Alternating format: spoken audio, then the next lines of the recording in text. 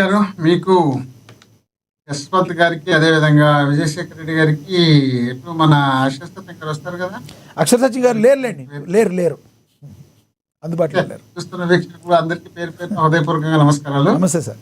ఇప్పుడు జగన్మోహన్ రెడ్డి గారు చంద్రబాబు నాయుడు గారికి సినిమా చూపిస్తాము అనేది అధికారం వచ్చిన తర్వాత అని కాదు. మీరు గమనించినారు, అది నేను గమనించినట్లేదు. అధికారం వచ్చిన తర్వాత కాదు, ఇప్పటికి కళ్ళు మూసి కళ్ళు తెరిచే లోపల 2 ఏళ్ళు అయిపోయింది. ఇంకా ఇప్పుడు చంద్రబాబు నాయుడు గారు ఇచ్చినటువంటివి హామీలు వీటన్నిటిని ఇంకా నెరవేర్చడంలో పూర్తి ఫెయిల్ అవుతున్నారు. వీటన్నిటిపైన మనం సినిమా చూపించే కార్యక్రమం ఇప్పటి నుండి చేయాల్సిన బాధ్యత ఉంది.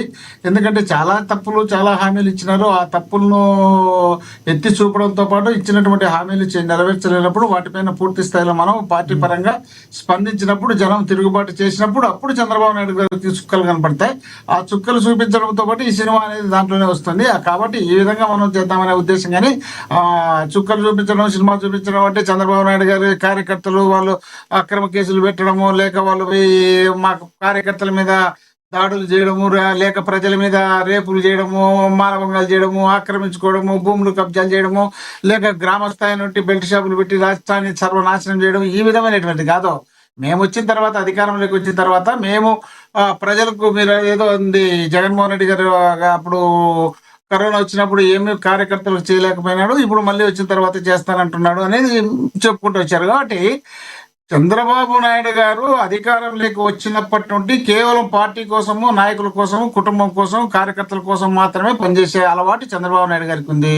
రాజశేఖర రెడ్డి గారికి కానీ, జగన్మోహన్ రెడ్డి గారికి కానీ ప్రజలకు ముందు చేద్దాం, ప్రజలకు చేసిన తర్వాత మనం రాజకీయాలకు వచ్చింది మనం సంపాదించుకోవడానికో, లేక కార్యకర్తలను మేబీ సంపాదించే విధంగా చేయడానికో కాదు కదా. ప్రజాసేవ చేయాల్సినప్పుడు వీళ్ళు సాధనలాగా ఉండాల్సిందే తప్ప వీళ్ళే మొత్తం దోచుకొని రాష్ట్ర ప్రజల ఖజానాను అంతా కాజేయాలనే ఉద్దేశము ఉండకూడదనే ఉద్దేశంలో భాగంగా జగన్మోహన్ రెడ్డి గారు ఆ సమయంలో 2 సంవత్సరాలు కరోనా రావడంతో పాటు, ఎలక్షన్ రావడంతో పాటు అన్ని రకాలుగా ఇబ్బందులు వచ్చినప్పుడు రాష్ట్ర ప్రజలకు సేవ చేయాలనే ఆలోచన ఎక్కువ దృష్టి పెట్టారు. కాబట్టి కార్యకర్తలు నష్టపోయిన మాట వాస్తవం.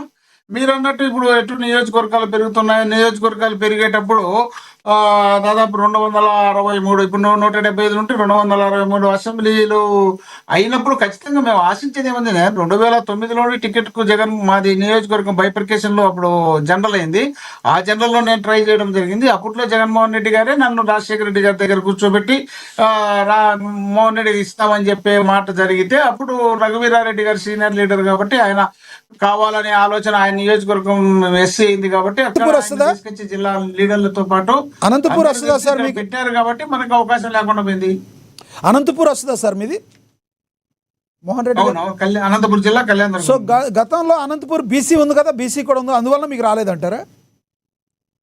మాది ఎస్సీ నియోజకవర్గం 2009 వరకు. ఓకే. 2009లో బైపర్కేస్ అయిన తర్వాత మడకశిర ఎస్సీ అయింది, జనరల్ ఉండేది, మాది జనరల్ అయింది. అప్పుడు రఘువీరారెడ్డి గారు ఆ ప్లేస్ లోకి సీనియర్ లీడర్ కాబట్టి, బీసీ నాయకుడు కాబట్టి, సీనియర్ బీసీ నాయకుడు కాబట్టి అప్పటికే ప్రజారాజ్యం పార్టీ పెట్టినారు. కాబట్టి చిరంజీవి గారు దాదాపు నేను 1/2 సీట్లు బీసీలకు ఇస్తానని చెప్పి ప్రకటన చేసినాడు. కాబట్టి ఆ తర్వాత చంద్రబాబు నాయుడు గారు బస్సు యాత్ర పెట్టుకొని, ఆ బస్సు యాత్రలో నేను 100 మందికి బీసీలకు సీట్లు ఇస్తానని చెప్పిన తర్వాత ఈ సందర్భం వచ్చినప్పుడు మనం కష్టంగా ఉంటుంది, బీసీలు కానీ సీట్లు ఇవ్వలేని పరిస్థితి వస్తే బాగుండదు కదా. అందులో రఘువీరారెడ్డి లాంటి వ్యక్తులు సీనియర్లకు మనం ఇవ్వకపోతే బాగుండదు కదా, నీకు మంచి అవకాశం కల్పిస్తలే, దీన్ని వదిలిపెట్టి రఘువీరారెడ్డి గారిని గెలిపించని రాజశేఖర రెడ్డి గారు చెప్తే అప్పుడు టికెట్ త్యాగం చేయడం జరిగింది. ఆ తర్వాత రాబోయే కాలాల్లో ఇంకా జగన్మోహన్ రెడ్డి గారు ఇక్కడ జైలుకు పంపడం, వీళ్ళు రకరకాలుగా ఇబ్బందులు పెట్టడం, ఆ ఇబ్బందుల్లో నియోజకవర్గాల పైన పూర్తి స్థాయిలో దృష్టి పెట్టకపోవడం వల్ల మాలాంటి వాళ్ళు కొంచెం ఇబ్బంది పడింది వాస్తవమే, టికెట్ రాని వాస్తవం. ఇప్పుడు ఖచ్చితంగా నేనైతే ఉంటాను, ఉండే అవకాశం కూడా ఉంది. ఎందుకంటే అందులో మహిళా రిజర్వేషన్ ఎక్కువ వస్తుంది కాబట్టి, మహిళలకు చాలా మందికి అవకాశాలు ఉన్నాయి కాబట్టి, అందులో మా భార్య కూడా గతంలో గ్రంథాలయ సంస్థ చైర్మన్ గా చేసింది కాబట్టి ఈసారి ఖచ్చితంగా మా ఇంట్లో ఎవరికి సీట్ వస్తుందన్న నమ్మకం మాకైతే ఉంది. దీని మీద పెద్ద ఆలోచించాల్సిన అవసరం లేదు. కాబట్టి చంద్రబాబు నాయుడు గారు ఇప్పటికైనా ఆయన చెప్పినటువంటి హామీలు నెరవేర్చేందుకు ప్రయత్నం చేయాల్సిన బాధ్యత ఉంది. ఆ బాధ్యతను మర్చిపోయి కేవలం షో చేసుకుంటూ ఉన్నారు. అక్కడ విశాఖ ఉక్కును ఆంధ్రలో హక్కు అని చెప్పి పదే ప్రగల్భాలు పలికిన వాళ్ళు దాన్ని పక్కన పెట్టి ప్రైవేటు వ్యక్తులకు అక్కడ స్టీల్ ప్లాంట్ పెట్టడానికి శంకుస్థాపన చేస్తున్నారంటే రాష్ట్రం ఏ విధమైనటువంటి దారిలోకి మళ్ళుతుందో దీన్ని మనం బట్టి అర్థం చేసుకోవచ్చు. గతంలో చంద్రబాబు నాయుడు గారు ముఖ్యమంత్రిగా ఉన్నప్పుడు ఉమ్మడి రాష్ట్రంలోనే 74 పరిశ్రమలు ఉంటే దాదాపు 54 పరిశ్రమలు ప్రైవేట్ పరం చేసినటువంటి సందర్భం ఉంది. ఇప్పుడు కూడా ఆయన పూర్తి స్థాయిలో ఆయన కావాల్సినట్టు చూసుకోవడానికి ప్రయత్నం చేస్తారు తప్ప ప్రజలకు సౌకర్యంగా ఉండాలనే ఆలోచన లేదు. కాబట్టే కదా 11 మెడికల్ కాలేజీలు 17 మెడికల్ కాలేజీలు తెచ్చే 10 దాదాపు పూర్తి అయిపోయినటువంటి మెడికల్ కాలేజీలను ఈ రోజు వాటిని తీసుకుపోయి ప్రైవేట్ పరం చేయాలనుకున్నారంటే ఎంతో ప్రజలకు సేవ చేయాల్సినటువంటి అనుభవం ఉన్నటువంటి చంద్రబాబు నాయుడు గారు దీన్ని తీసుకుపోయి ప్రైవేట్ పరం చేసే ప్రైవేట్ వాళ్ళ దగ్గర ఉంటే ఏ విధమైనటువంటి సౌకర్యాలు ఉంటాయి, మన దగ్గర ఉంటే ఏ విధమైనటువంటి సౌకర్యాలు ఉంటాయి అంటే గవర్నమెంట్ దగ్గర అనే ఆలోచన లేకుండా ఈ రోజు ఇప్పుడు మనం రకరకాలుగా ఇబ్బందులు పెట్టే కార్యక్రమాలు జరుగుతున్నాయి. కాబట్టి వీటిపైన ఖచ్చితంగా జగన్మోహన్ రెడ్డి గారు పోరాటం ఎప్పటికప్పుడు చేస్తారనే ఉద్దేశాన్ని కనపరుస్తూ దయచేసి ఒక్కటి క్షమించండి, ఆ మార్కాపురం దగ్గర జరిగినటువంటి యాక్సిడెంట్ పైన ఆ కుటుంబాలకు సంతాపాన్ని సానుభూతిని వ్యక్తం చేస్తూ ఎవరు కూడా కాదు సార్, అలాంటిది ఎవరైనా కూడా జరిగింది.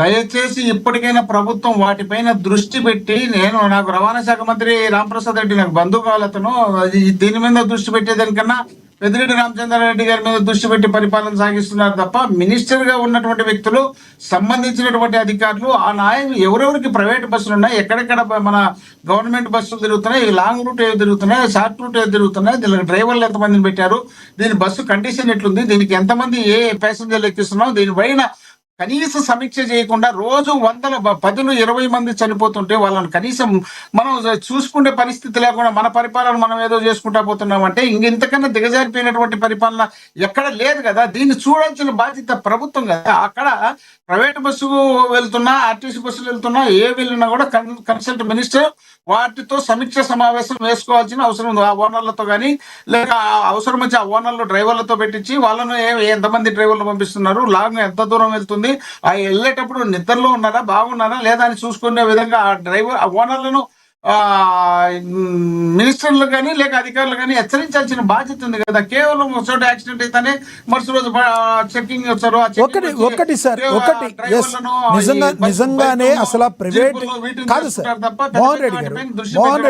మోహన్ రెడ్డి గారు ఒకటి, అసలు ప్రైవేట్ సెక్టార్ బస్సులు ఈరోజు కాదు, ఎప్పుడు కూడా అనాది కాలంగా ఏదో రకంగా ఇలా దారుణాలు జరుగుతూనే ఉన్నాయి. దీని మీద అధికారులందరూ, రాజకీయ పార్టీలకు అతీతంగా అందరూ కూడా అధికారులు పోరాడాలి. దీని మీద ప్రజల్ని చైతన్యపరచాల్సిన అవసరం ఉంది. నిజంగా అవసరమైతే ప్రజలు ప్రైవేటు బస్సుల్ని బహిష్కరించాలని కూడా మనం పిలుపునివ్వడంలో ఎటువంటి ఇది లేదు. ఎందుకంటే ఈరోజు కాదు సార్, గత 50 ఏళ్లుగా ఎప్పుడూ కూడా ప్రైవేట్ బస్సుల వలన రోడ్లన్నీ నెత్తురోడుతూనే ఉన్నాయనే మాట వాస్తవం.